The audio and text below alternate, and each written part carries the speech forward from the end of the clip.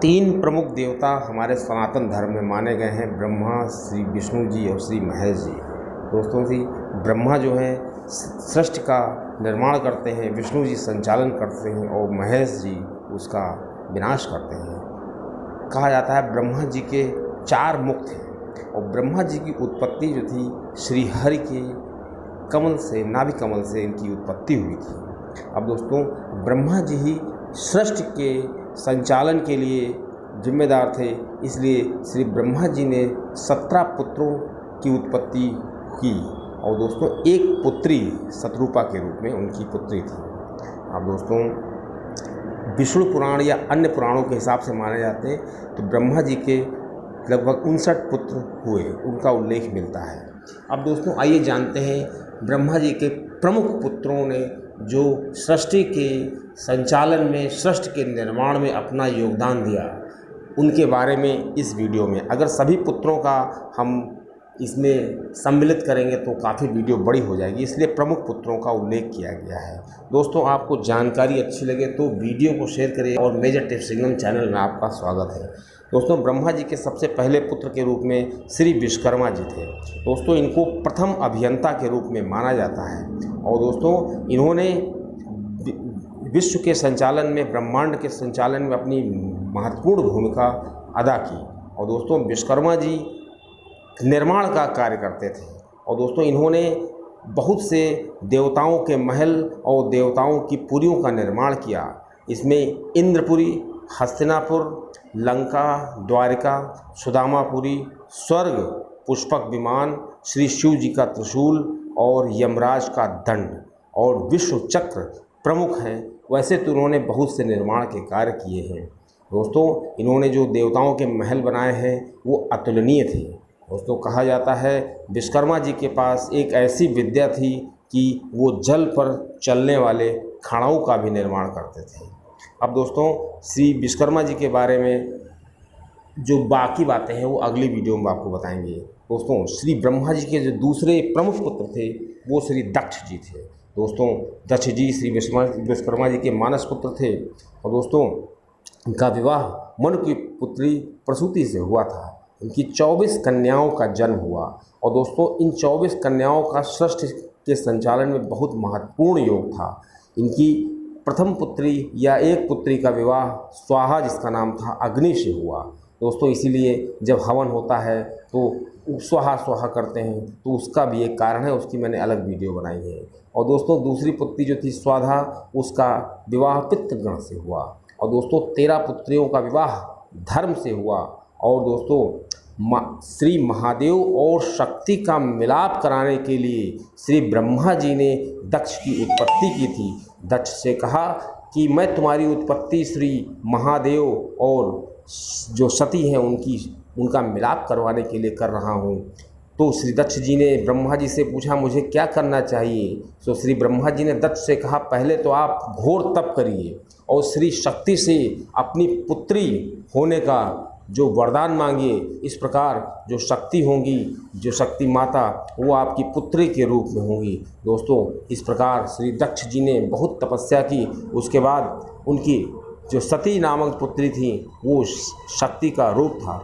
अब दोस्तों हुआ ये कि ब्रह्मा जी के 5 सिर थे। दोस्तों, कहा जाता है ब्रह्मा जी 3 सिर जो थे उनसे सृष्टि के संचालन का कार्य करते थे और 2 सिरों से अपने जो वेद थे उनकी निंदा भी करते थे। अब दोस्तों इसी वजह से जो दक्ष जी थे, दक्ष जी उनके पुत्र थे। अब श्री शिव जी ने क्या किया, ब्रह्मा जी का सिर काट दिया। अब जब ब्रह्मा जी का सिर काट दिया तो दक्ष जी को बहुत बुरा लगा, क्योंकि दक्ष जी उनके पुत्र थे।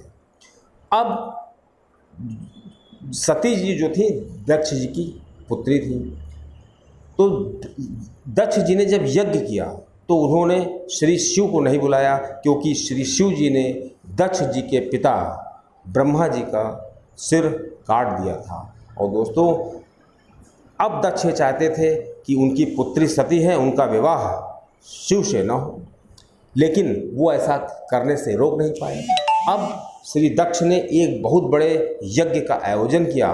उस आयोजन में उन्होंने श्री शिव को नहीं बुलाया, लेकिन सती जी बिना बताए वहाँ पे चली जब आईं तो उनका जब अपमान किया गया श्री शिव जी का, तो श्री सती जो थी वो यज्ञ में कूद गई। अब दोस्तों उसके बाद जब शिव जी को पता चला तो शिव जी ने तांडव मचा दिया और अपने तप से वीरभद्र नामक एक उत्पन्न की उत्पत्ति, और उस वीरभद्र ने दक्ष का वध कर दिया। अब दक्ष का जब वध हो गया तो यज्ञ नहीं संपन्न हो सकता था, तो इसलिए श्री ब्रह्मा जी के कहने पर दक्ष को बकरे का सिर लगाया गया, तब दक्ष जी की उत्पत्ति हुई और उसके बाद यज्ञ संपन्न हुआ। दोस्तों श्री ब्रह्मा जी ने बता दिया था कि जब दक्ष से कि तुम्हारी जब तप पूरा हो जाएगा तो सती तुम्हारे जो पुत्री के रूप में जन्म लेंगी वो तब वहाँ से चली जाएंगी, वो तब तक रहेंगी जब तक तुम्हारा तप रहेगा। अब दोस्तों जो ब्रह्मा जी के अगले जो महत्वपूर्ण पुत्र थे वो 8 वसु थे। दोस्तों इनके नाम से ही लगता है, वसु का नाम वासी मतलब वसने वाला, और पृथ्वी का नाम वसुंधरा है। हम जानते हैं कि हमारी पृथ्वी 8 पदार्थों से मिल करके बनी है। दोस्तों उनका श्रेय इन्हीं वसु को जाता है। और दोस्तों कहा जाता है इंद्र और विष्णु के रक्षक हैं, और ये सभी जो थे इनका जन्म जो हुआ था सभी वसुओं का, वो दक्ष की जो पुत्री थी जिनका विवाह धर्म से हुआ था उन्हीं से इनका जन्म हुआ था। और दोस्तों श्री भीष्म पितामह जी का भी इनसे बहुत ही गहरा संबंध था वसुओं से। और दोस्तों विष्णु पुराण और हरिवंश पुराण में 8 वसुओं का जिक्र मिलता है। 8 वसु इस प्रकार थे, आप, ध्रुव, सोम, धर, अनिल, अनल, प्रत्यूष, प्रभाव। और दोस्तों पद्म पुराण हरिवंश पुराण में बताया गया है कि जब हिरण्याक्ष जो था वो आतंक मचाए हुए था तो इन्हीं सब ने इंद्र की तरफ से युद्ध किया था। अब दोस्तों आइए ब्रह्मा जी के अगले महत्वपूर्ण पुत्र के बारे में जानते हैं जो 4 सकुमार थे। ये दोस्तों बहुत ही इम्पोर्टेंट है, इनका एक अपना लोक है। बताया जाता है कि इनका लोक, गोलोक के बाद इनका लोक आता है। इनके नाम थे सनंदन, सनातन और सनत कुमार।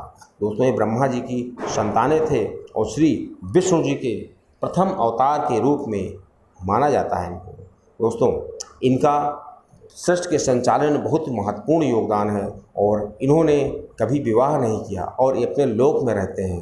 दोस्तों इन्हीं की वजह से जय और विजय नामक जो श्री विष्णु जी के द्वारपाल थे उनको रावण और हिरण्य कुंभकर्ण के रूप में जन्म लेना पड़ा। दोस्तों श्री ब्रह्मा जी के जो अगले महत्वपूर्ण पुत्र थे वो 14 मनुओं का जिक्र आता है। दोस्तों इन 14 मनुओं को प्रथम पुरुष भी कहा जाता है क्योंकि इन्हीं की वजह से सृष्टि में मनुष्य का उत्पन्न हुआ और मनुष्य का नाम भी इन्हीं की वजह से पड़ा। अब दोस्तों 14 मनु जो होते हैं उनका नाम इस प्रकार है। प्रथम मनु का नाम स्वयं भू मनु, दोस्तों दूसरे स्वरोचिष, तीसरे मनु का नाम उत्तम, चौथे का नाम तामस, इसी प्रकार अगले रैवत, चाक्षस, व्यवस्थ और सावर्ण अगले मनु हैं। तक्ष सावर्णी, उसके बाद होंगे ब्रह्मा सावर्णी, उसके बाद होंगे धर्म सावर्णी, उसके बाद होंगे रुद्र सावर्णी, उसके बाद होंगे दैव सावर्णी, उसके बाद इंद्र सावर्णी।